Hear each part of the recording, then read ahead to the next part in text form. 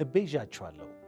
የዕለቱ የመጽሐፍ ቅዱስ ንባብ ክፍል የተወሰደው ከዘጸአት ምዕራፍ 4 እስከ 6 ይሆናል። በዚህ ክፍል ላይ ሙሴ ከእግዚአብሔር ተልኮ ወደ ግብፅ የሄደበትንና ሕዝቡን ነፃ ለማውጣት መልእክቱን ማቅረብ የጀመረበትን ከፈርዖንም ጋር ደግሞ ትንቅንቅ ውስጥ የገቡበትን ሁነት እናያለን።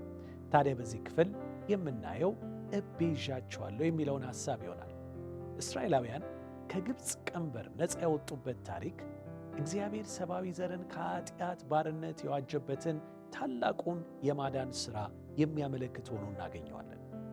አዎ ልክ እስራኤላውያን ከግብፃውያን የባርነት ቀንበር በታች ሆነው እንዳቃሰቱት ሐዋርያው ጳውሎስም በሁላችን ላይ የተጫነው ያ የኃጢአት የባርነት ቀንበር ከብዶት እንዲህ ሲል ሲያቃስት ይደመጣል። እኔ ግን ለኃጢአት እንደ ባሪያ የተሸጥሁ ሥጋዊ ነኝ። የማደርገውን አላውቅም፣ ለማድረግ የምፈልገውን አላደርግም፣ ነገር ግን የምጠላውን ያንን አደርጋለሁ።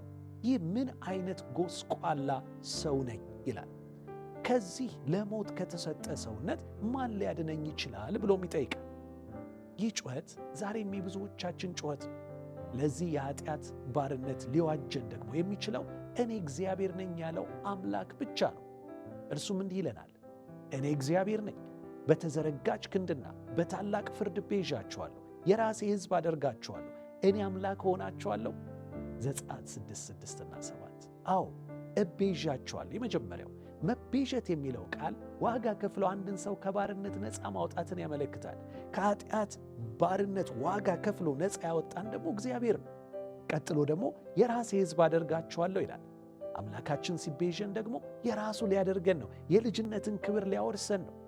ደግሞም እኔ አምላክ ሆናችኋለሁ ይላል። እግዚአብሔር አምላኩ የሆነ ሕዝብ ይላል መዝሙረኛው፣ ለርስቱም የመረጠው ወገን የተባረከ ነው። መዝሙር 33 ቁጥር 12። ባለራዕዩ ዮሐንስ እግዚአብሔር በልጁ በኢየሱስ ድንቅ መሥዋዕትነት የሠራውን አስደናቂ የመዋጀት ሥራ በመጥቀስ በሰማይ እንዲህ የሚል አዲስ መዝሙር እንደተዘመረ ይጽፋል።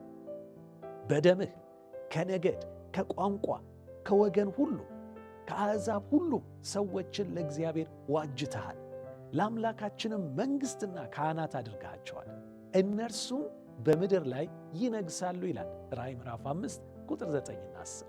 እንግዲህ ጸሎታችን ይሄ ይሁን።